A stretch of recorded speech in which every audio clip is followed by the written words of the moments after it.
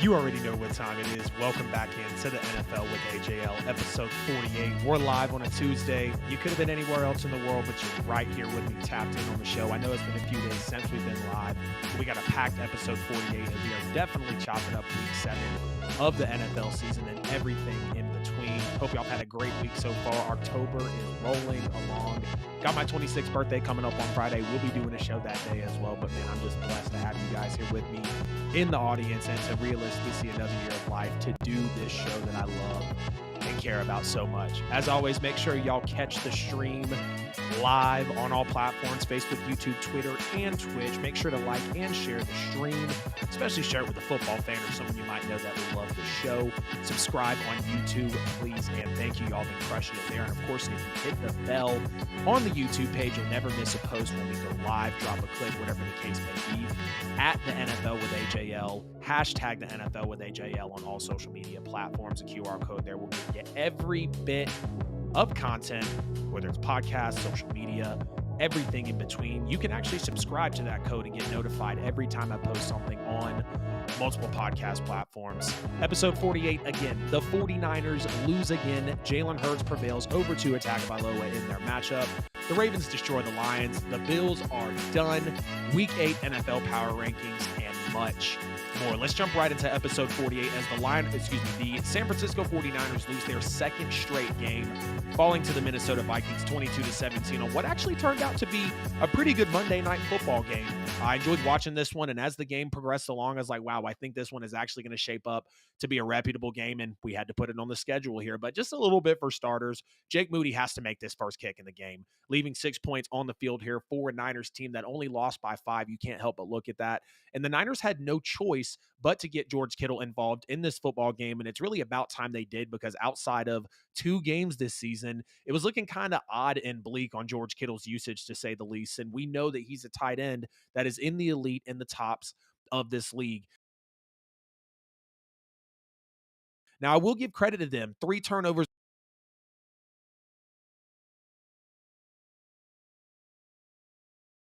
And it absolutely scarred them. You cannot turn the ball over this many times in a game, even against a team like the Vikings, who actually won a one-score game finally and expect to win these types of football games. And once Christian McCaffrey fumbled, the Vikings scored. The Niners never led again. And really, the Vikings never looked back as they got into a Kirk Cousins masterclass. But we'll get to that a little bit later here in a minute. In their run game for the Niners, we can see they're a team that not lives and dies by the run, but over the last 3 to 5 years, they have undoubtedly been one of the more faithful teams in running the football. And when Brock Purdy doesn't have that behind him, you can see that his game starts to tailor off, and so do the Niners as well. Again, they do not live and die by the run, but we've seen over the years the schemes from Kyle Shanahan, the multiple running backs that can go in and out and all find success. When that's starting to fall short on a key aspect on a team like the Niners, you're definitely going to see it. No question about it. And you have the Niners with no Deebo Samuel, but the bigger thing for me was no Trent Williams, that left tackle in there for Brock Purdy. To see Brock Purdy in this game, and it really just came down to 2 or 3 bad throws for him. Brock Purdy to have the confidence to hang in the pocket without your star left tackle, Hall of Famer, at this young of an age and make throws is an elite trait. I'm not going to say Brock Purdy is elite, again, but he does have that elite trait to him, and he showed that in this game. Scrambling outside of the pocket on quite a few of his throws. He starts the game 5 for 5, has an amazing throw while under pressure and being blitzed to Jawan Jennings on the 2nd and 9 to open up the football game early on. 2 plays later, Brock Purdy really might have the scramble or the play of his career. Gets out of a muddy blitz pocket, gets the edge on the defender, and gains the first down to keep the chains moving. You got a 1st and 10 to start the 4th quarter, scramble to the right again, the flick over to George Kittle on the 1st down. I was just very impressed with what Brock Purdy was able to do in this game without some of his key players next to him. And now having your left tackle, it's hard for any quarterback in this league to play without a left tackle, and especially not even having 20 starts, and a guy like Brock Purdy, who is still growing in front of our eyes. He's still becoming the best version of himself. And some people want to judge him while he's in this process. That's fine. Clearly, I'm doing some judging as well. I'm on the show, but I'm understanding that Brock Purdy is still a player growing. And when he shows me elite traits like this and the way to make plays like this under duress, you can't help but give it to him. Again, they left 6 points on the board. They only lost this football game 22-17. But what all the haters are going to remember, what everybody's going to remember from this game, is how the ball was put in Brock Purdy's hands. The Vikings said, hey, we don't necessarily believe Brock Purdy can beat us with his arm. That's what we're going to do. And he had 2 bad decisions in crunch time. That's what's going to define this game, and especially for the mark that Brock Purdy left on it, throwing just his second and third interception of the year in this game. And you look again for the Niners, the schedule coming up. You got the Bengals at home. You got the Jags on the road, who seem like they just turned the corner against my Saints. You're home against the Bucks, which could be a tough one just because of the way the Bucks are. You're on the road against the Seahawks, divisional game, at home against the Eagles, and then at home against the Seahawks. So the schedule is not necessarily lightening up within these next 6 games outside of Tampa. I think being a division rival in the Seahawks is going to push back on the Niners, the Eagles, the Jags, the Bengals. They're going to have their work cut out for him. But where I really want to give praise in this football game really is to the Minnesota Vikings, because the Vikings come out in this game. Kirk Cousins has a damn masterclass in prime time, an anomaly of a primetime game, really, from Kirk Cousins. He was 2 for 10 on primetime coming into this game. Kirk Cousins had 78% completion, 378 yards, 2 touchdowns, 1 interception, one that got ripped away from Jordan Addison, and a 107.2 passer rating. He had a 3rd and 12 in the first quarter, deep in his own territory, on his own 9, if I'm not mistaken. The throw to TJ Hawkinson, who had a big game. Love Hawk getting him that usage. Vikings definitely showing why they traded for him. 12 catches, 86 yards. Kirk Cousins had another 2nd and 10 scramble play with about 9 to go in the third quarter, connecting with Powell for the first down with the flag on the play. Kirk Cousins just came to play in this game. He was comfortable, he was clutch, and he downright damn near played elite in this football game, knowing that Niners team that he went up against defensively. And I know it's only 22 points, but there's a couple of throws he left out there to where the Vikings definitely could have put up a clip here on the 49ers. He had obviously that really nice throw to Jordan Addison with the pass interference from Lenore, the defensive back there for San Francisco. And even on third down, Kirk Cousins damn near had an entire game stat line just on third down. He was 8 for 11 from what I could track up until this certain point in the fourth quarter.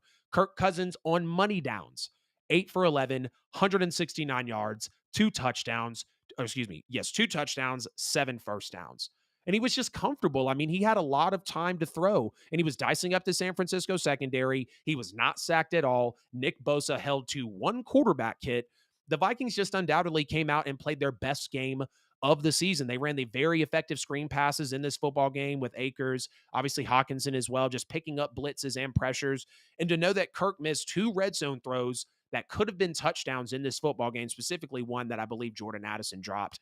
Speaking of Addison, 7 catches, 123 yards, 2 touchdowns, again, almost 3, playing like the wide receiver 1 that I projected him to be when he came into this class, when he got drafted by the Vikings and when he was coming out of the wide receiver class for the NFL draft. And you got to love how he redeemed himself, getting stripped in the first time with Charvarius Ward, coming back, ripping it right out of his arms and running it in for the touchdown. Arguably the turning point, the momentum swing, maybe even the play of the game. And the Vikings only averaging 3.5 yards per carry. The first half undoubtedly had a plethora of runs that just gashed the Niners up the middle and set them up. Minnesota set them up offensively to be able to take point in this game. And I'm not going to say that the run game was great, but there were very key plays, especially from Madison, especially from Akers. And they hold San Francisco scoreless they hold them scoreless for almost the entire first half. Brian Flores' defense that we've all been expecting, that we've come to know and love, finally showed up and showed out in this game. Held a good team to under 21 points for the first time. If I'm not mistaken, I looked on the schedule. Minnesota is 2-0 without Justin Jefferson. They were 1-4 with him. Of course, we're not saying they're better without Jettas. That's just how the numbers are lining up right now. There were no sacks on a previously bad offensive line. Kirk Cousins put the team on his back, no Justin Jefferson, 450 plus yards of offense against one of the best, if not the best defenses in the NFL, without question. And knowing that Kirk had that masterclass in that type of primetime game and he was at home, I mean, damn, what more can you say and expect out of Kirk Cousins? The Vikings were 8 of 13 on third down, and they were the 26th best offense in the league coming in on third down. I'm telling you, the Vikings turned a corner in this game. I understand you might not want to hear it because, Christian McCaffrey wasn't necessarily the healthiest possibly. You could say that. Deebo Samuel didn't play. Trent Williams didn't play. Outside of Brock Purdy's two throws, which again, 2 or 3 plays or even one play we know in this league can change a game. Brock Purdy, excuse me, not Brock Purdy, the Vikings still gutted out a win, toughed out a win over arguably the best team in the NFL, the most balanced team in the NFL, and arguably the best defense in the league as well. And you look at the next 6 games right now, the next 6 games for the Minnesota Vikings at Packers, at Falcons, Saints, at Broncos, Bears, at Raiders.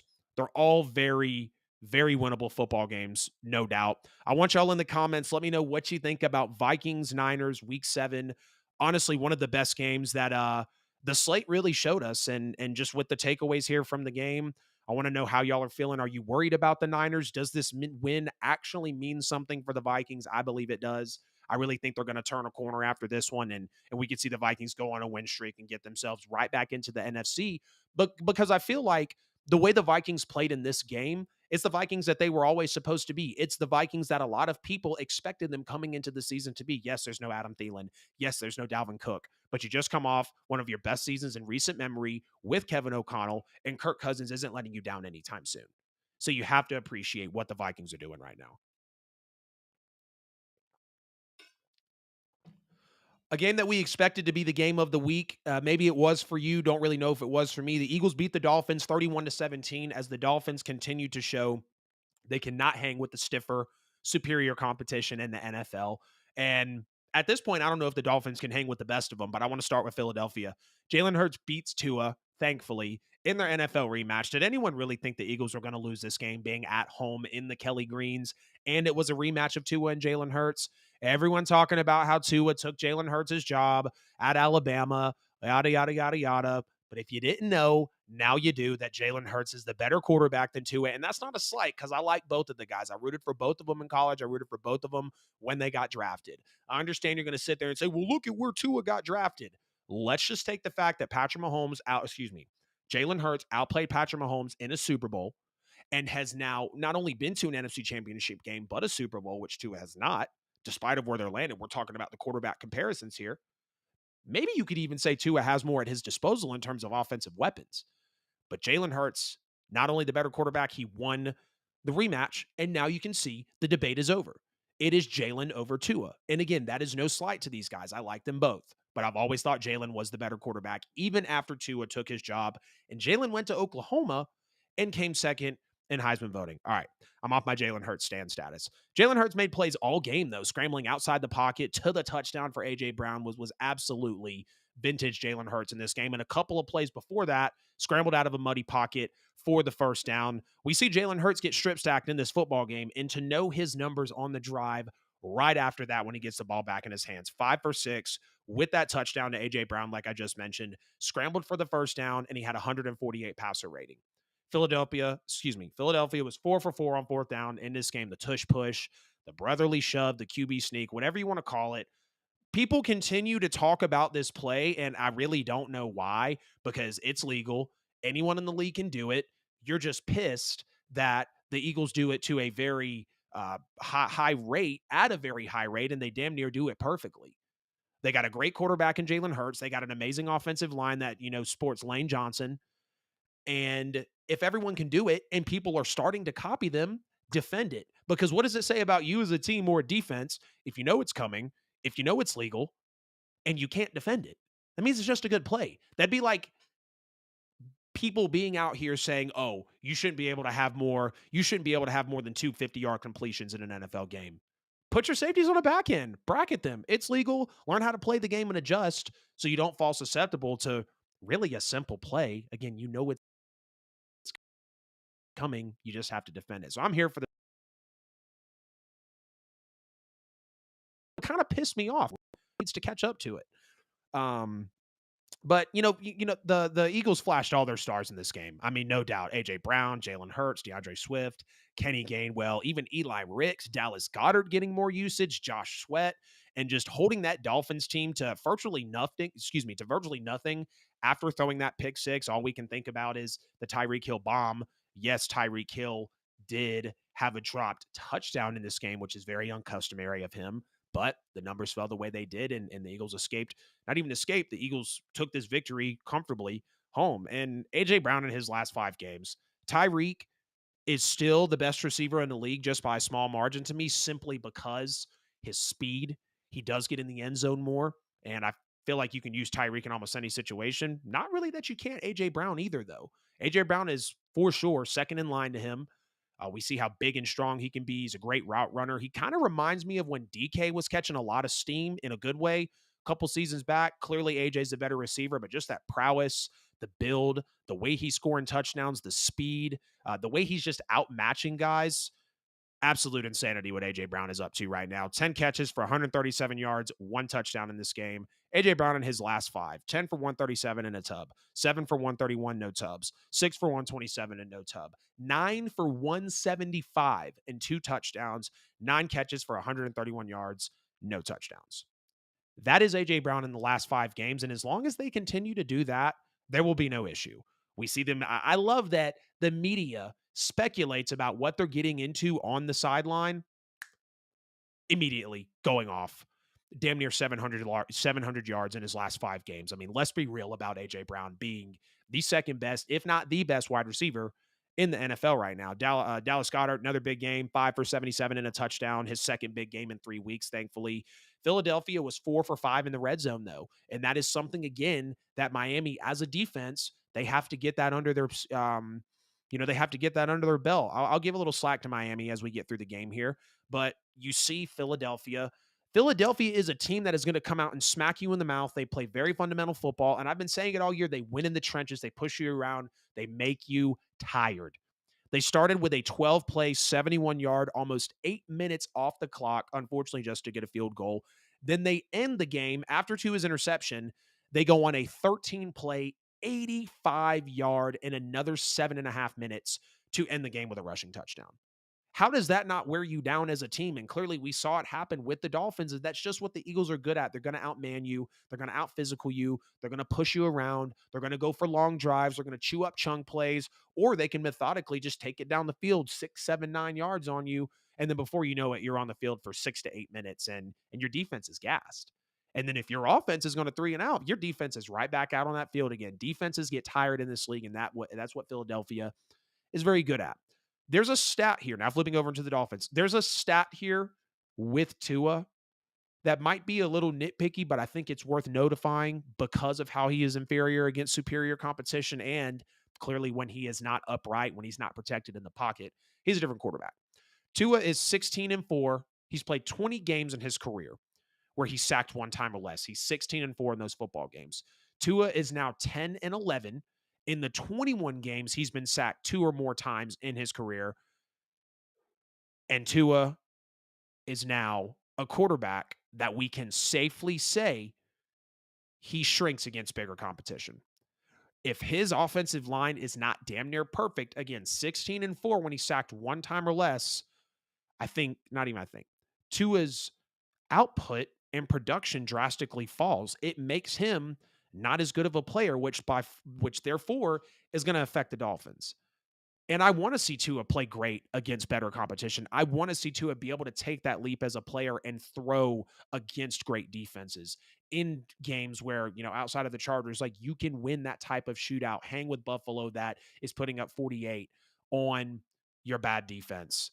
Tua had a season low 6.8 yards per attempt in this game, and it showed clearly with the way that he played. But it's clear that the Dolphins are missing Devon Achane, especially in this game, but they still had more talent, you could say, to outmatch Philadelphia in this game. Raheem Mostert was kind of limited on the ground before he had a 21-yard run that gave him 45 yards total, but he did have that nice run in the third quarter. And of course, Raheem tried to get himself going in this game as much as he could, but it wasn't really happening, especially in the first half. Tyreek Hill did have 88 yards on 11 catches and a touchdown, but as far as the Dolphins are concerned, it was only that 27-yard bomb that Tua threw to come back and tie the football game up that really mattered. Jalen Waddle actually played through back pain in this game, 63 yards on 5 catches. Cedric Wilson had 2 really big catches from Tua. Both of the throws that Tua had to Ced Wilson in this game were huge, 48 major yards. But overall, you see Miami making these plays. They walked into the league averaging 505.7 yards per game. So let's say 506. Miami put up 244 yards on the night. The Eagles come in, put another 100 on top of those yards to finish out the night at 355. But you have to just realize that until Tua takes this leap as a quarterback, Miami's going to be here. Miami can have all the big Tua games with Tyreek Hill and throwing up against these inferior defenses and Devon Achane and Raheem Mostert and 5 to 7 touchdowns a game. That can all happen. That's fine. But as soon as you match up against a team that can shoot out with you, like the Eagles, like the Bills, who obviously we're all out on after the Bills had beat the Dolphins earlier on, the Miami Dolphins are going to stay in this spot. And Miami was pretty undisciplined in this game. 10 flags for 70 yards, winning the turnover battle with a strip sack and a pick six, but losing by 2 scores. And your offense only scored 1 touchdown is very unacceptable and extremely uncharacteristic for Miami. But here's where I'll start to give them a little bit of slack. They don't have Teron Armstead. They don't have the starter in Wynn. They don't have the starter in Williams at left tackle, left guard, and center, respectively. So the whole left side of the O-line was hurt. The Dolphins secondary, again, was exposed. No Xavier Howard, no Jalen Ramsey, and that showed big time. And again, I'll give them some slack here because we know what type of guys they are. But even with the recent play of X Howard and Jalen Ramsey, it doesn't make you think that Miami is going to lock things down cornerback-wise and not be able to give up 48, not be able to give up 31 to an Eagles team. But there were bad breaks for Miami in this game as well. You got Tyreek Hill dropping a touchdown pass that would have tied the game at 17. You got a face mask, which should have been called. I don't remember exactly which pass it was, but you guys know exactly which call I'm talking about, the face mask that should have been called. Everyone thinks the Eagles have been saved now, or the new Patriots, or the new Chiefs. And then there was the roughing the passer the call on Jalen Hurts, which was just absolutely wild. I mean, what are you supposed to do? You're pushing the quarterback to the ground, not even up high. You're pushing him on his shoulder pad to save him. So you telling me that basically flag football now is not allowed if I get to the quarterback late? That's what the ref showed us in that call. Again, both corners are hurt, no left side of the O-line. Like, there were breaks in this game that if they possibly would have went Miami's way, of course they could have won, at least with Tyreek dropping the touchdown, the face mask, and the roughing the passer. Those 3 are probably what Dolphins fans are looking at today. And I know if I was a fan of Miami, I'd be looking at those exact moments as well. But despite everything I just laid out there for Miami, they cannot and they have not beat superior competition thus far. And Tua is going to continue to shrink in those big games until he can step up to the plate and actually grow as a player when Miami needs him to. Lowest point scored all season. The second lowest was, shocker, in the blowout loss to the Buffalo Bills. So it's clear Miami has to get some defensive players possibly at this trade deadline coming up on Halloween. Miami has to get better defensively because they've shown they can hang with the best of them offensively. But if you possibly get stifled by an Eagles type of defense, by a Bills type of defense, again, we feel differently about Buffalo a few weeks removed from this Dolphins win. But Miami's got some work to do. And again, I love Tua. I love Mike McDaniel. I like what the Dolphins are doing, feeling like they've turned around so quick. I'd love to see those guys in a Super Bowl or in an AFC championship. But it's growing pains, and it's what you got to get through in the NFL because after the teardown, after the rebuild, retooling, whatever you call it, you then have to be put in those experiences, in those situations, so you know how to get through them as a player, as a coach, with your new team by your side. I got to talk about the New Orleans Saints. Darby, I see you in the chat. Michael Darby, that y'all always see commenting on the videos, especially in the live chat. Shout out to you, bro. We drove down to the game. We drove 840 miles round trip to watch Derek Carr throw a pick six and the Saints lose 31-24. Overall, it was a good time at the game, though. I've been dropping content on the real estate page, on the podcast page as well about the trip down there. Champion Square was super dope. We had a good time overall going down there. We see the Saints rally almost win the football game. We witnessed the heartbreak of Foster Moreau dropping the pass. We're going to get into all of it here, mostly of Saints, as they fall to the Jaguars 31-24 on the road. And the problems are starting to become very, very internal for the Saints. We already knew that they were internal, but now it feels like certain players are turning against each other. We've got some guys kind of airing out laundry on social media over others. And really, the Saints just continue to unravel with their BS at this point in the season. I want to give a shout out to First Down Saints here on YouTube. Go check him out at First Down Saints. He's a Saints exclusive YouTube channel. Dropped some great content. Just found him not long ago. Subscribe to him as well. And he brought a Trevor Penning issue to my attention. And I'm just going to read it word for word here because he said it perfectly. I don't want to butcher it. And this encapsulates the decision making of the New Orleans Saints right now. So First Down Saints says a few days ago, what the Saints coaching staff have done to Trevor Penning really doesn't sit right with me. They draft him in the first round, which is not Trevor Penning's fault where he's drafted, knowing that Trevor Penning is extremely raw and will need to be developed. He misses his whole rookie year / offseason due to injury, which I won't say that's out of his control. First Down Saints did say that here because you do have to take care of your body and put it in the right situation so you can succeed in the league, which of course that further delayed his development. Injury, whether no matter how it happened, the injury, put Trevor Penning back. He starts his sophomore season kind of rough. He gets better and better every single week. Then after the offense's best performance to date, they decide to bench him due to some struggles in the run game that had no real significant impact on the games, unlike Pete Carmichael's crazy impact, negatively pushing this offense back for almost 2 seasons now. Then his replacement gets hurt, so they throw Trevor Penning back into the fire after a week of no first-team practice reps, where the little bit of confidence he probably had was taken from him, just stripped from him due to his coaches basically giving up on him, not wanting to develop him, improperly using him. And then big surprise, he comes into the game and he struggles. And that perfectly encapsulates the coaching, personnel, decision-making, organization failure that, as much as that pains me to say, that is what the Saints are right now. That's just what the Saints are right now.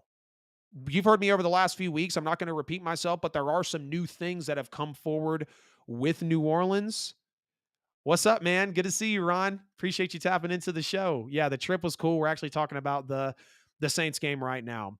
So again, I'm not going to repeat myself with the things I've said of the past times with Pete Carmichael and bad contracts and play calling. We know what every bit of that is. But now we're really starting to see Derek Carr and Chris Olave not be on the same page. And people are talking a lot about that third down throw that he sailed over his head. They're talking about Chris Olave quitting on routes. We're talking about even Derek Carr and Michael Thomas not being on the same page. Now we've got Michael Thomas defending Chris Olave against Derek Carr on Twitter. Credit to Nick Underhill for actually not even leaking, but putting this tweet out. And that's how I kind of know the locker room is starting to turn, and the discipline and the culture of the Saints isn't holding up to what it used to be. Because Saints fans, hear me out for a second.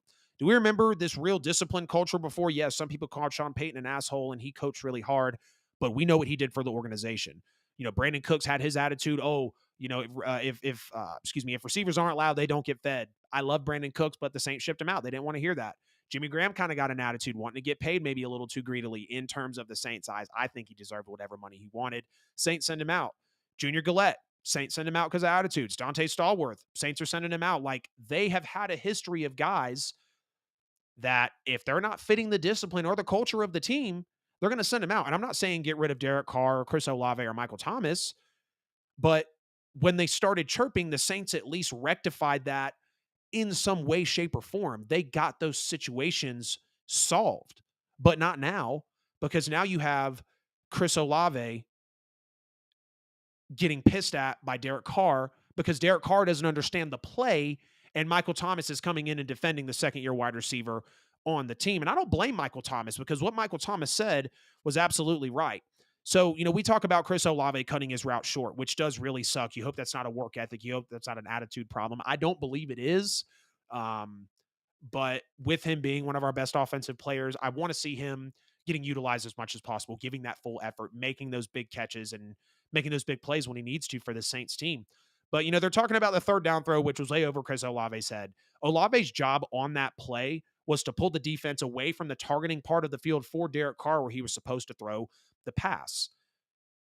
Chris Olave was not even drawn up to receive this ball on this play, nor was he even in the progressions on this play as well. If from what I'm remembering from Michael Thomas, Derek Carr was supposed to drop back. Taysom Hill was the first read. Rashid Shaheed was the second read. Michael Thomas was the third read.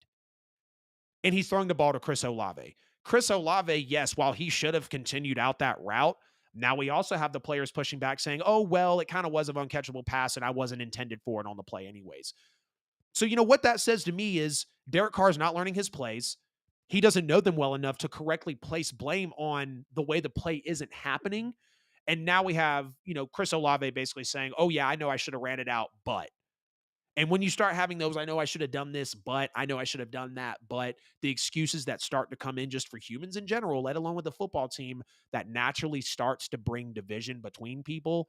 And it's painful. It truly is painful watching as a Saints fan, from the roster to the bad contracts to the anemic offense. And again, this week kind of unfolded something new here, for Saints fans. But if you want to know, because I didn't even want to bore you guys with Derek Carr's, pretty rough performance in this game outside of the final drive in the later quarters where we picked it up and we came to tie this football game, 15 points in the fourth quarter. Derek Carr was missing wide open touchdowns, missing throws badly, yelling at everybody for his miscues. If you want to know a breakdown on what Derek Carr actually looked like in this game, how frightening it was of what Derek Carr missed in his football game and the play calling, check out the QB School with JT O'Sullivan, Derek Carr Week 7 analysis. It'll tell you everything you need to know. But the red zone issues from Derek Carr are not new, because when you check the numbers, no quarterback over the last 5 years has a worse red zone completion percentage than Derek Carr.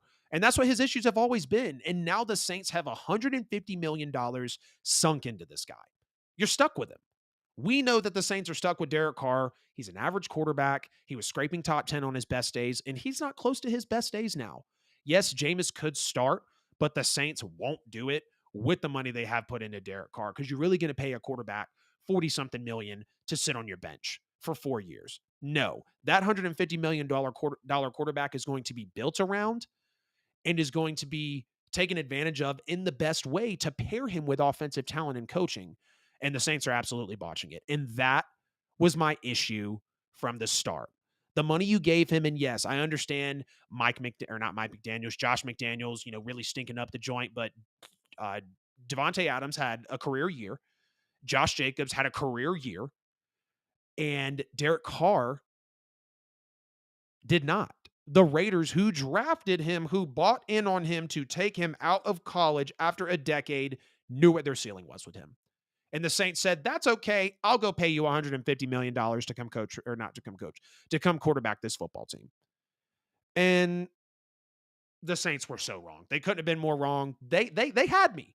They kind of fooled me. I was hoping with this new regime of Dennis Allen, we had the Sean Payton conservative play calling. Dennis Allen was going to make it creative, air it out more, which we've seen some, but the way that the schemes are called for the structure of the deep shots is horrible.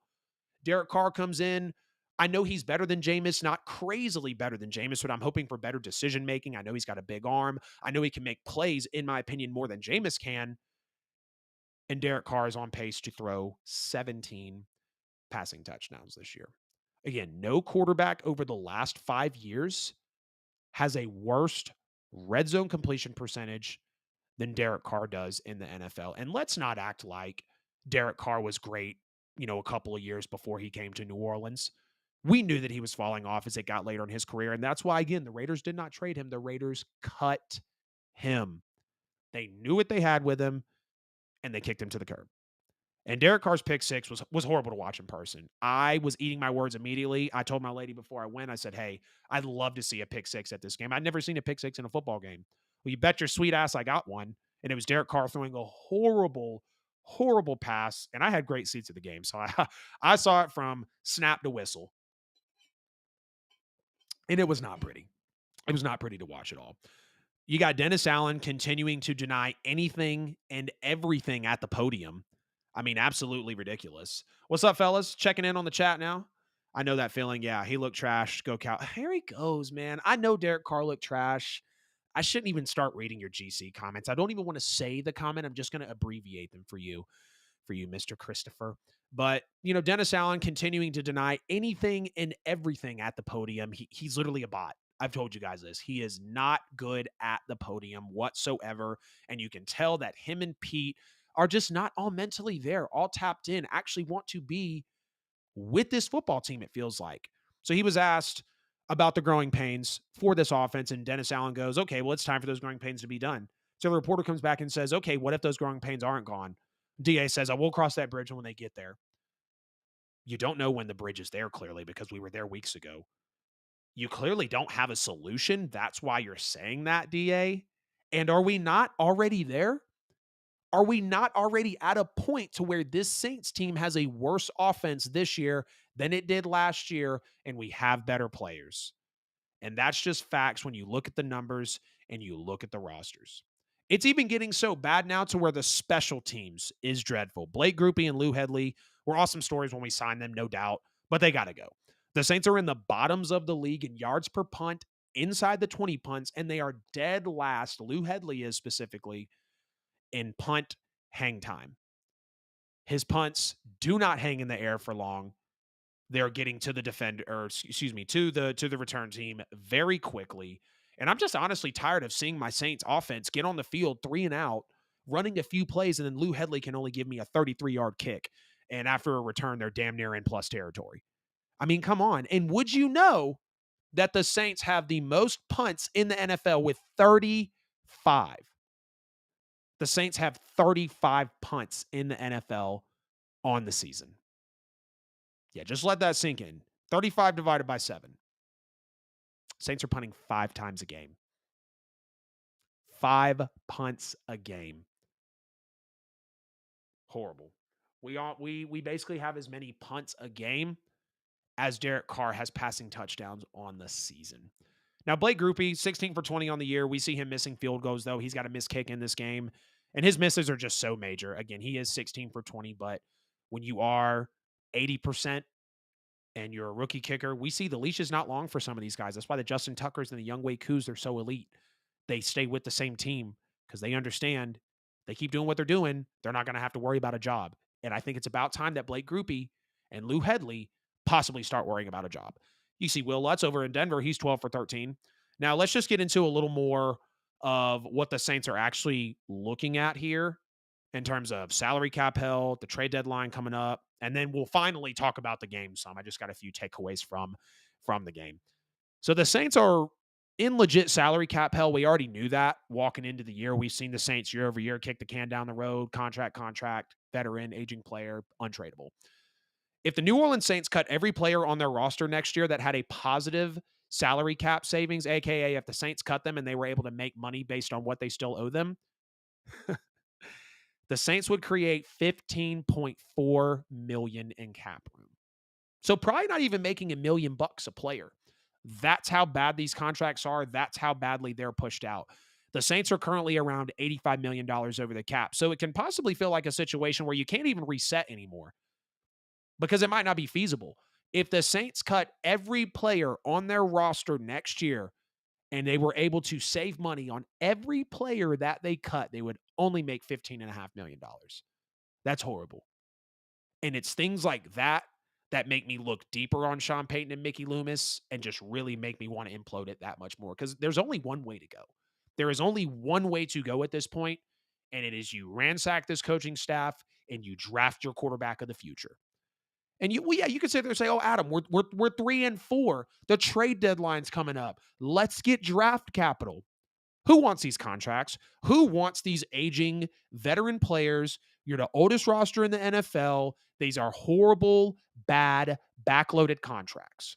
Marshawn Lattimore's, Alvin Kamara's, Michael Thomas's putrid money that he even got. Hey, Mike is playing up to the standard, though, so I appreciate him. Derek Carr, Cam Jordan, Ryan Ramczyk. Who wants those? Because those are your players, right? No one's going to take Carr. But maybe if Ramczyk was healthy, you could get something for him. And what makes me even more nervous is knowing how far out the Saints are financially. Chris Olave might not sign a second contract with the New Orleans Saints. And that's just a sad reality. As much as I love Olave, as much as I was so happy that Chris Olave came into this season, came into the league with the New Orleans Saints, knowing how badly we needed him. And in order for the Saints to save money because of how Olave could possibly be, I could see Chris Olave not signing a second contract with the Saints because that's how far out they are. All right, just a few takeaways here from the Saints Jags game. Then we're going to get into a break. Why are you surprised? The Saints, I've always had that for it in the future mentality. I don't know exactly what you're saying there, man. I mean, I'm surprised because I'm a Saints fan, bro. I expected us to win this football game. I drove 840 miles to watch this game. That's why I'm shocked, Christopher G. But within the game itself, I'll give credit to Trevor Lawrence. He was great. And the coaching was a prime example of how you deal with situations. They did what they needed to do with quick hitters, not letting him hold the ball too long because he did have the brace on his ankle. And even with that, on a bum leg, a few major key scrambles to extend drives in this game. He was the leading rusher for the Jags. To know that the Saints forced two very weird turnovers that went in favor of them. By the way, at the game, it was very funny. New Orleans, the city was running a special. The Saints forced two turnovers and get like $20 off on their car work or something. And all the Jags fans are like, oh, hell no, that ain't going to happen. Not at all. Literally the next two times the Jags touched a football, that was a turnover. One from Jamal Agnew, and then they had a fumble as well. But despite all that, the Saints only netted 3 points. The Saints defense, again, only gives up 24 points, but because of that pick six and the pick six from Derek Carr, the missed kick from Groupie, that's the points they're continuing to leave on the field, and that's what they're going to remember. They even held the Jags to 2 of 11 on third down, but it's not like the Saints were better going 3 of 18 on third down themselves. And Foster Moreau, I mean, we know it, man. We know you got to catch that football. Was I pissed? Yeah. I watched you dropped it from the sands. The NFL memes Instagram account is just all over us, but shit happens, right? 99 times out of 100, you probably catch that football. Hell, even 100 times out of 100. I understand things happen. It was a great play that was drawn up, though. Apparently, and this shows how funny this is, I wouldn't have faith in Pete Carmichael to draw up something this wide open and this good looking. Apparently, Derek Carr, Foster Moreau, Kamara, and Michael Thomas came up with that play. And again, I believe it because an open scheme that close to the goal line on third down is a beautiful play. But we just got to look at the last drive of the game. I mean, Pete Carmichael calling 4 plays on that red zone drive to end the game, and 3 of those weren't good. So the first play, you go back to the fade from Michael Thomas. I'm not necessarily mad at that. That's a play you just scored on. I didn't like the play call at first, but of course it takes a freak like Michael Thomas to make that catch. I didn't even like the throw from Derek Carr, but Michael Thomas turned back the clock on when we did score. No, I'm not mad about it. You just scored on that play. We hear teams say all the time, why didn't they go back to that play? They scored on that. Well, we did. So, all right, that's fine. You got 3 plays, 3 timeouts. Pete Carmichael, do exactly what you want, man. I mean, not exactly what you want because clearly doing what you want has gotten us to this point. 3 plays, 3 timeouts. And the Saints decide to come up with an airmail over the middle to Taysom Hill. Then a fade to Chris Olave? I mean, come on. You just threw a fade to Michael Thomas. Why not a fade to Foster Moreau? Why not a fade to Jimmy Graham, who didn't even get a snap in the red zone in this game? There was no Jimmy Graham featured here. This is what Jimmy Graham did in the NFL his whole career, even with him being old and battered now and back with the Saints. Jimmy Graham performed in the red zone. And that's not happening right now with the Saints. Pete Carmichael is not incorporating him well enough to actually get him even on the field for snaps. Jimmy Graham would have caught that pass. No question about it. But it just here shows how predictable the Saints are. And then we'll get into the break for the show. Jimmy Graham for the season, the Saints run the football away from his side of the line every time. They don't even run it his way for the blocking aspect, let alone throw it to Jimmy Graham, who's probably the biggest player on the field and one of the biggest targets the secondary would have to cover. Lynn Bowden Jr. and Key Kirkwood are also on the field in general for 60% of regular offensive snaps, and the Saints more time than not run the football. Teams can see this. We don't regularly bring in Jimmy Graham or Lynn Bowden or Keith Kirkwood. So when guys see those players trot on the field, they know more times than not, with all the offensive firepower the Saints have, they're going to run the football. Not to mention, you've got Jags players saying, we know he likes to check down. We know what Derek Carr does. Check down, check down, check down. We're going to block everything on the back end. We'll let you check it down up front. We'll rally and tackle and hold it down and win this football game. And that's exactly what the Jaguars did. I said it last week. The Saints are stuck and they're not going anywhere anytime soon. The Saints now with Dennis Allen inheriting a fairly decent situation. Yes, the contracts were going to be there, but you had the players and the talent to perform basically off rip. We see what the Gardner Minshews of the world are able to do, and all these other backup quarterbacks out there are able to do in certain games. We remember what Teddy Bridgewater was able to do for the Saints, and the Saints cannot engineer a thing. Dennis Allen is 18-42 as a head coach, and the Saints are going nowhere fast. What's crazy is the bottom, it's not far, but it does feel like it could get a lot worse. In this game, again, more BS. It felt like the game was lined up perfectly for the Saints. I mean, the Jags were playing their third game in 12 days on two different continents, just coming from London, a banged up Trevor Lawrence, a missing top corner for the team in Tyson Campbell, and the Saints fall 31-24, 3 for 18 on third down, and Derek Carr throws a pick six. Let's go ahead and get into the break for the show. This is episode 48 of the NFL with AJL. I'm Adam J. Lewis here with you on episode 48 of the show. You could have been anywhere else in the world, but you're right here tapped in with me live. Y'all get in the chat, get in the comments. Let me know what you think of the topic so far. Make sure to like and subscribe on YouTube. Share the stream wherever you may be, especially if you know someone that might love the show, loves football in general. Maybe I'm talking about their favorite team. Hit the bell on YouTube as well. Boom. Hit the bell on YouTube. There we go. That'll be easy. Just bow. Do it just like that. I'll get it every time. Hit the bell on YouTube to never miss a post when we go live, when we post a short clip from the podcast. At the NFL with AJL, hashtag the NFL with AJL on all social media platforms. If you can't find me, you're simply not looking hard enough. Also on all podcast platforms as well. We'll be right back.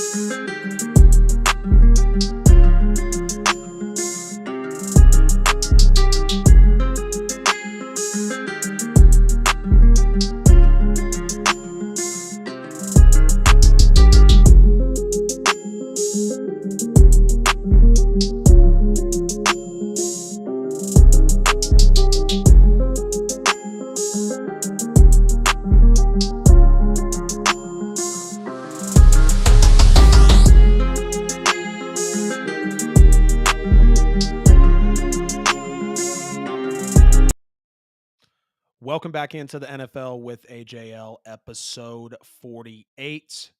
So we lost about half the audience there, unfortunately, while we were on the break, but no worries. Always got to be able to catch a break, catch some water, and make sure we can get into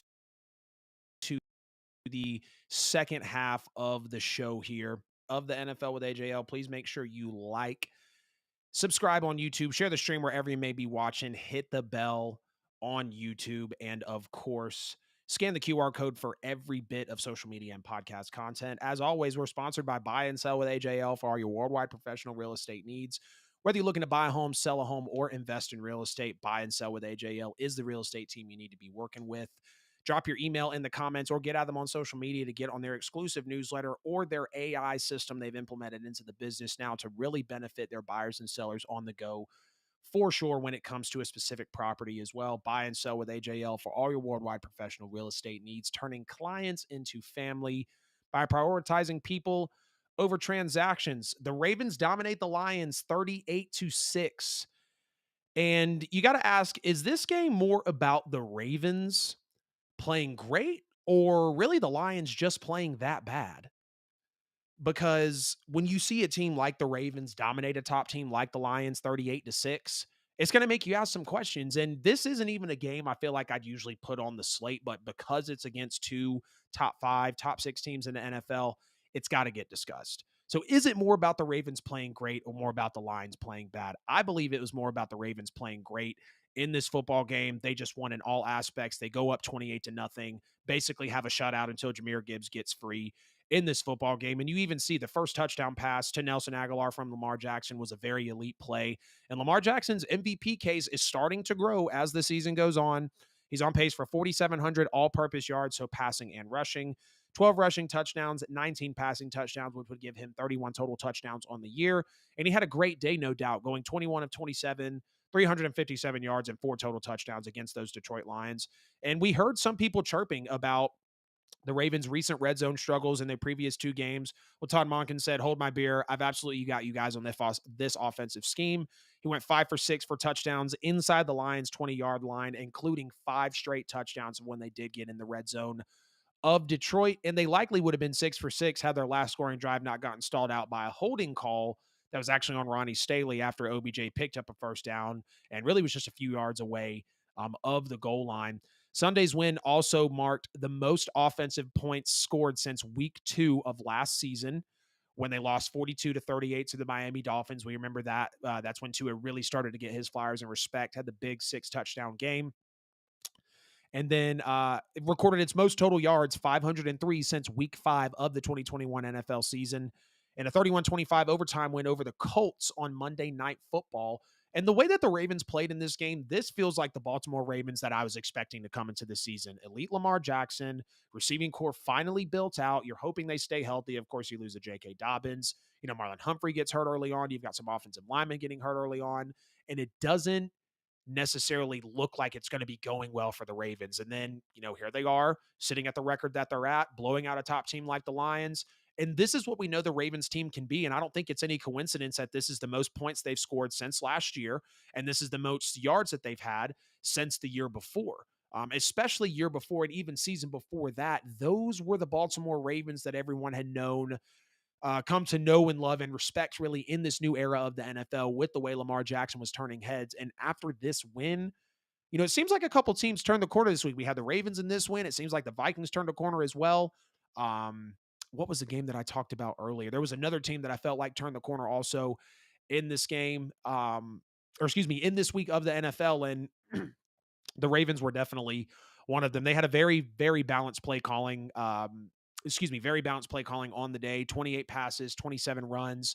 So that when you have that opportunity and that chance to really kind of go back and forth and be very balanced, Detroit was on their toes all day. And when you look at a balance of 28 passes to 27 runs, I think that really shows that effect that the Ravens had on them. The Ravens defense held the 4th best offense in yards per game and the 8th best offense in points per game to basically a shutout. They let Jahmyr Gibbs get free, but that was after shutting them out again for mostly 4 quarters in this football game. But are people going to be worried about the Detroit Lions? And they're definitely going to be asking the question of what happened to Detroit. I'll start with what happened to Detroit. I think this was just a game where Detroit came out flat. The Ravens just outmatched them, out-schemed them, out-prepared for them in this game. This isn't one where you say burn the tape. Of course, there's going to be people out there that say burn the tape, get it away. We don't want to see it. I don't really ever believe in that. Even if you're losing 70 to 20 like the Broncos did, you have to go back, see what made you susceptible to a blowout, to a 32-point loss, to a 50-point loss. I mean, this is one of the biggest losses of the NFL season next to the 40 to nothing, blowout win, the Cowboys over the Giants. But Detroit they were outmatched in this game. They were outmanned. They were pushed around. They were out physicaled on all aspects, offensively, defensively. Lamar Jackson was comfortable, not a whole lot of pressure for him, and the Lions could not get anything going offensively in this game. And I know Goff's numbers didn't show it, but he played, pretty calm and pretty fluid in this game. Then he threw the frustration arm punt interception in the 3rd quarter. And of course, the game was already well out of hand before that. They were down 28 to nothing at the half. But Jahmyr Gibbs finally comes to life. That is a good takeaway from the Lions. A lot of fantasy owners I know are very happy. He got 20 touches for 126 yards and a touchdown in this football game. And Detroit went 3 and out on its first 3 possessions. The Ravens quickly jumped out to a 28-0 lead. We saw that established by the half. The Lions secondary gave up 355 yards. Not even the secondary, the defense gave up 355 yards of offense just in the first half. I mean, that's a game right there. That was enough for the Ravens to pull all the starters, turn it around, and walk away. And that is why Tyler Huntley did come in and throw the one pass of the game. Jared Goff had been sacked a total of 10 times all season entering the game. The Ravens sacked him 5 times in the first 3 quarters of this game. Penei Sewell, very uncharacteristic, it feels like, of him. He's got 2 big holding calls that kill drives for the Detroit Lions. And again, when you're in a game and you need every drive you can get, especially when you're losing as bad as you are, you're going to look back on moments like that, especially from your offensive lineman. And that's no slight at Penei Sewell. I think he's a great player. Penei's a really good player, and the Detroit Lions got an absolute stud in him. No doubt. In the first half, excuse me, it was 353, not 355. In the first half, speaking of all the yards that the Ravens put up on the Lions, this was really just a tale of the first half. The second half was nothing to see. I mean, yes, you can say that, the Ravens outscored or the Lions outscored the Ravens or only got outscored by 1 point, whatever. Well, actually, no, they didn't because the Ravens dropped 10 points in the second half. So, no, they got outscored in both halves. The Ravens put up 353 yards, 18 first downs, and 28 points on the Lions defense in the first half. That was on the 11th best defense in yards per game defensively and the 19th best defense, so a little below average in terms of defensive points per game as well. So you see the schedule coming up for the Lions. They've got the Raiders, Chargers, Bears, and Packers up next. So they got plenty of room to bounce back, plenty of room to kind of turn a corner themselves as well. Not a whole lot to take away from this game. It was just sheer, utter domination. Of course, you knew we were going to get into it, give the takeaways as we do from all the top teams, even if one top team's blowing out another top team. When you see a matchup of elite talent, of elite teams that are going to be competing later in this year, I mean, this could be a possible Super Bowl matchup. No, it might not be, and very well won't be. But Ravens and Lions walking into this one, like a lot of people knew this was going to be a good football game. They were hoping that it was a great football game. And for the most part, it was not, which is unfortunate. But we still had to bring it on the show, talk about it. Very, very clear cut. Ravens roll over them 38-6. They got everything going. Lamar Jackson was comfortable. They dominated in the red zone. They dominated in time of possession, in yards, and the defense just stepped up, absolutely shut Detroit out. Detroit's not going to burn the tape. They are going to go back and realize this because now the entire league just saw that's how you could really get the Lions out of sorts. I'm not worried about them necessarily going forward, at least for the next 4 weeks, because they got Raiders, Chargers, Bears, and Packers. I think those are all very winnable football games. But we'll have to wait and see what the Detroit Lions actually do. I'm out on the Buffalo Bills. I'm totally out on them. I was taking my notes over the last couple days, and I was like, look, the Bills are just, they're not it. And I know as a Saints fan, I can't say anything, but the Saints are what they are. I'm not in denial about my team. The Buffalo Bills lose to the Patriots 29-24, and I'm absolutely out on the Patriots.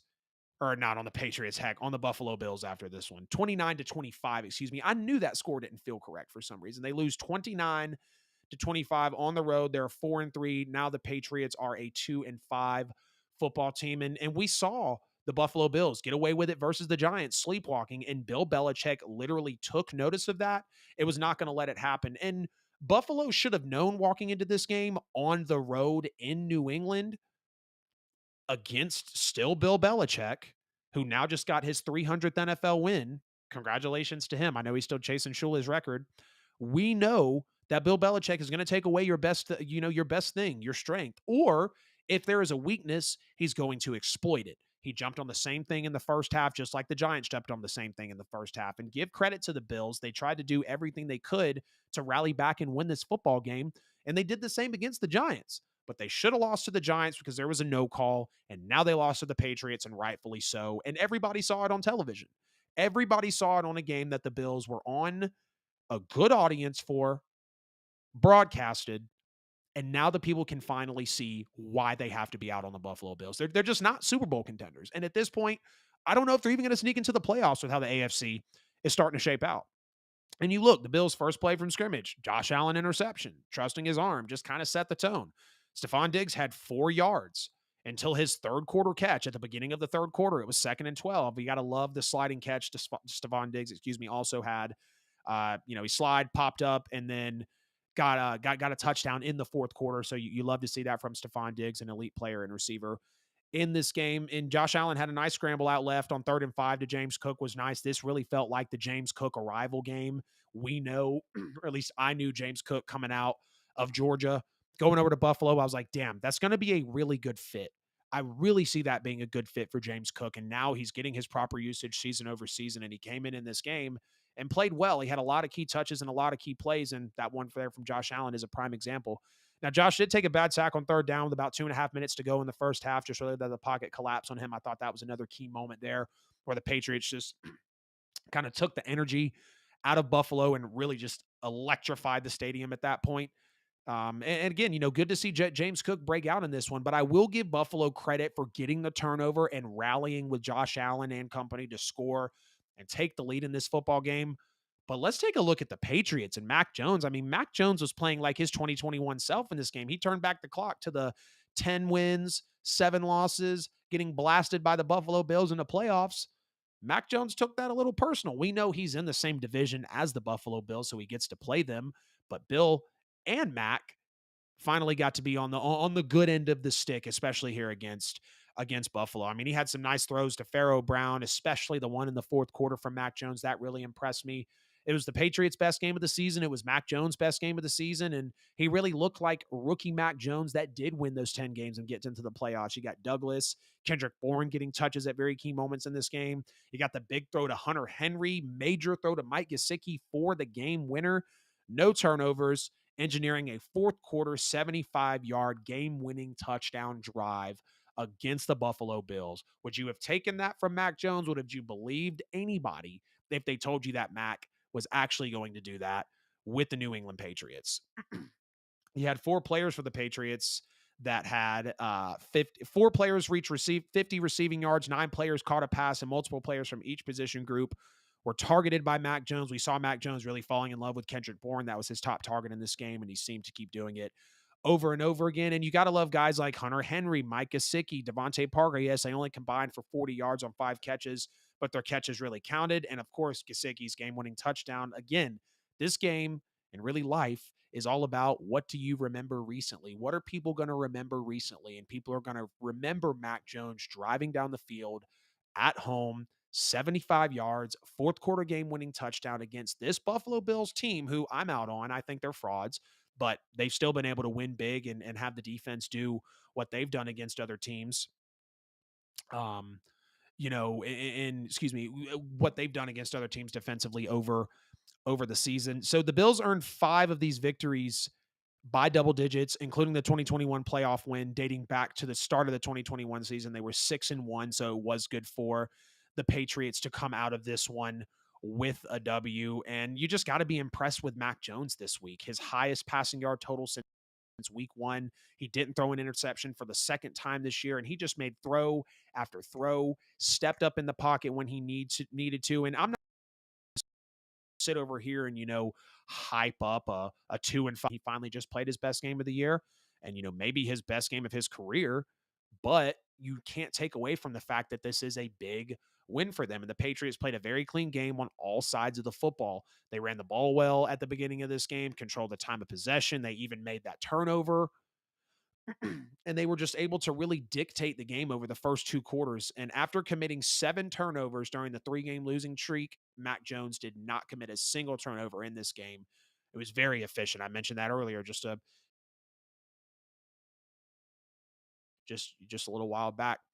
Second half completed as comfortable. Demario Douglas and Kendrick Bourne, they just couldn't get a beat on Mac Jones to really knock him off his rocker. And again, when you let quarterbacks get comfortable in this league, that's exactly what's going to happen.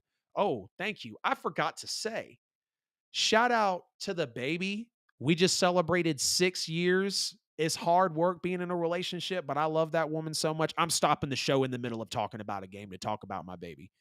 She got me this jersey. This is a New Orleans specific black and gold shop baseball jersey. No, New Orleans doesn't have a baseball team, but it's even got the original NOLA 504 patch on the side. Again, 26th birthday coming up on Friday. She gave me the early gift. We just celebrated 6 years a couple of days ago. Love you so much, baby. She's the GOAT for letting me go to the Saints game with Darby. Not even letting me, because I know that she would have no problem with me going, but she didn't go with me. And she let me leave the house. She held it down. held the fort down while I was gone. And again, I drove 840 miles to watch Derek Carr throw a pick six. Yes, 664, baby. Love you so much. Happy 6 years. Thank you for always being in my corner, always supporting me. And thank you for the sick jersey. Nobody else complimented it but you, but it's okay. I know you see it. I take Derek Carr over. Whoa. Whoa. We got the hot take of the show here. I'll take Derek Carr over Josh Allen every day. Steve, I love your comments, man. This feels like blasphemy, though. Explain it to me. Explain it to me, please, because I need to know why you would take Derek Carr over Josh Allen right now, showing what Derek Carr's doing. Josh Allen's bigger. I think he makes better decisions, maybe not by much. They both turn the football over. I'm going to take Josh Allen in his younger self. Of course, if we're talking about contracts, I can kind of get a little different there. But wow, what a hot take of the show. I'll take Derek Carr over Josh Allen every day. Ron said, LOL, she got you so shook. You stopped during the show to acknowledge the love. Man, you got to. That's my number one fan right there. That's the number one lady. Her and mom, man, 1 and 2. I mean, no question, man. You know, Ron, you know, mom. I'm so glad y'all just went to lunch the other day, too, man. But yeah, that's the queen right there. That's the princess. It's hard work to be in a relationship, and we've made it 6 years, multiple places, man, multiple birthdays, multiple holidays, and I always got to show love to her. I don't give a damn if y'all think it just turned into a sap fest. Because guess what? It's my show. And my birthday's Friday. So I'm going to do what I want on the show all week. All right. Now let's pull it back a little bit. Sorry, had to acknowledge the love. Love everybody, but nobody takes the Queen's place. All right. Talking about a little more about the Bills, and we're going to get into our Week 8 power rankings and get out of episode 48. And again, the Bills offense out to a very slow start. 3 points through the first 2 quarters, and just like last week, they only get the ball moving in the fourth quarter. And Bill Belichick was not going to have that. Bill Belichick was not going to let a team that he knew was sleepwalking time after time against team after team against his defense at home come in and do that to him. And he stopped it. And he made the Bills look the way that they did in this game. You had penalties that kept putting the Bills in the wrong direction. In the red zone, they had penalties. They had third and long situations that they failed to convert time and time again. Josh Allen was actually under decent pressure in this game. And knowing that the Patriots were doing that without a Matt Judon was absolutely great. I mean, you have to give Bill credit. This is where coaching really does start to matter. You might only be a 2-5 football team, but when you can eke out wins like this, it shows you that it's any given Sunday, no matter what happens in the league. Okay, hold on. The Bills didn't have an answer for New England's quick passing game and allowed what was statistically one of the worst offenses in the league throughout the first 6 weeks to drive 75 yards down the field in 90 seconds to win the football game. That is what the Buffalo Bills just allowed the 2-5 New England Patriots to do to them. And we're supposed to believe in this team to win the Super Bowl? We're supposed to believe in this team to go all the way? I like Josh Allen. I like a lot of teams in the NFL. It doesn't mean I'm pulling for them all like I got these black and gold guys right here behind me. But I want to see Josh Allen do it. I want to see Buffalo do it. I want to see Josh Allen go to a Super Bowl, win an AFC championship game. But you can't sleepwalk, especially against a team like the New England Patriots. Y'all been doing great in the chat. Wesley, I'm going to hit your comment, and then we're hitting the Week 8 power rankings, and we're out of here. We're not going to talk about the Kevin Byard trade. You know, I kind of wanted to talk about that trade, but realistically, you know, I think the Eagles won it, no doubt. I was shocked that the Titans actually were willing to make a trade with someone that had, you know, burned them so recently in the past with AJ Brown and with a guy who's especially on fire now, like AJ Brown is. I mean, his career just went to a whole different level. Um, but yeah, I mean, the Kevin Byard trade, Eagles win that. Watch him jump in, be an immediate stud. I think he will be. Just for the luck of the Titans, he will be. You know, we've even heard about Pat Surtain possibly going to the Philadelphia Eagles. We're going to do a little bit of NFL trade deadline speculation on my birthday on Friday. Show's going to be a little bit earlier than I feel like this mic is really close to my face. Show's going to be a little bit earlier on Friday. Going to be going out Friday night for the birthday. Steve, thank you so much, bro. I was just talking about your comments the other day, man. I was actually driving back from New Orleans, and I saw your comments, you know, talking about me being a Saints supporter. I appreciate you, man. I have seen you subscribe, and since day one, you've been dropping likes, you've been getting in on the lives, you've been dropping comments on the podcast, and I appreciate the hell out of you. I appreciate everybody that's live with me. Ron, Wes, my baby, uh, Taylor. I don't want to be like, oh, my baby Chris, because then he'll start joning me. Chris, of course. Ron, like I said, Darby, I know you popped on here earlier. Wesley as well. I think I got everybody there. Steve, appreciate all you guys, man. The support would not be possible without y'all.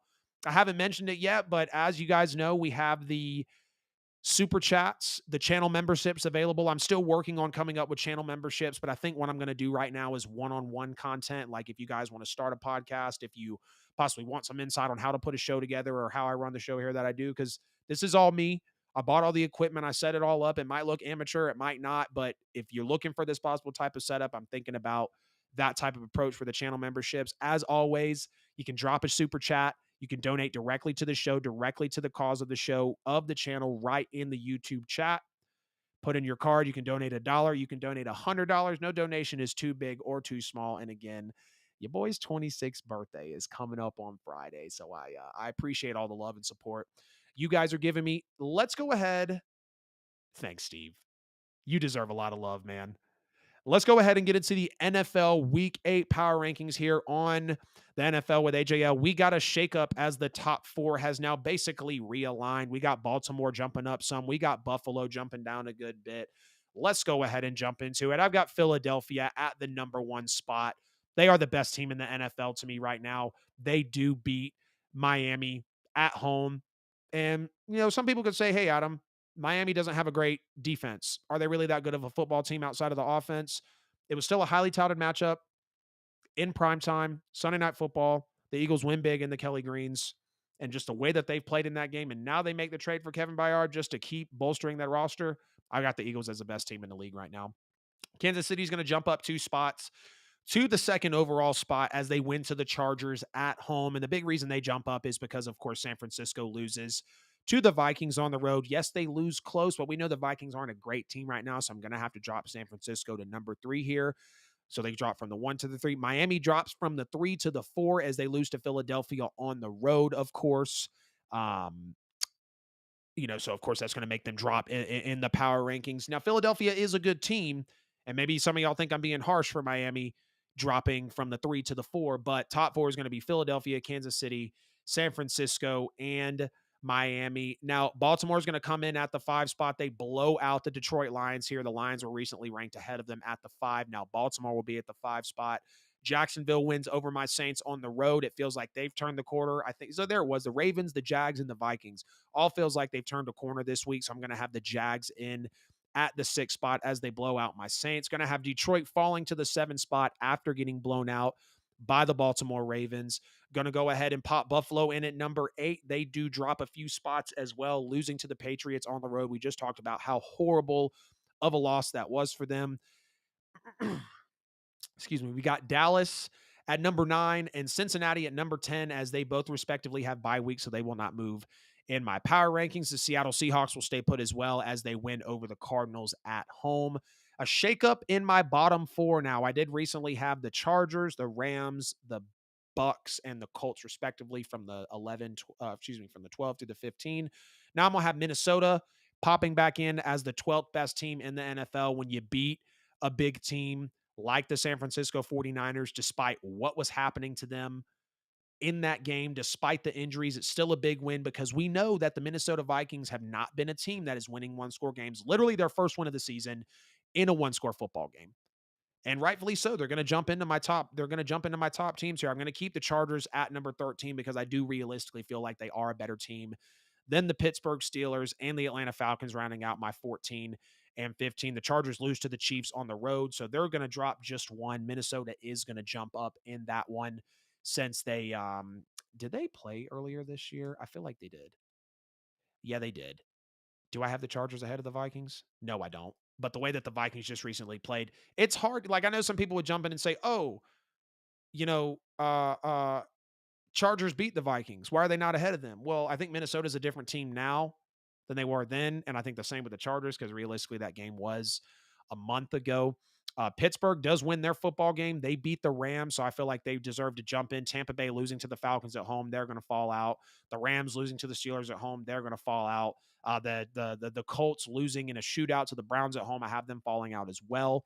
So from the 15 to the 1, I've got Atlanta 15, Pittsburgh 14, the Chargers 13, Minnesota 12, Seattle at 11, the Bengals at 10, the Cowboys at 9, the Bills at 8, the Lions at 7, the Jaguars at 6, the Ravens at 5, Dolphins at 4, Niners at 3, Chiefs at 2, and the Philadelphia Eagles, the best team in the NFL, walking into week 8 as the number 1 team in the league.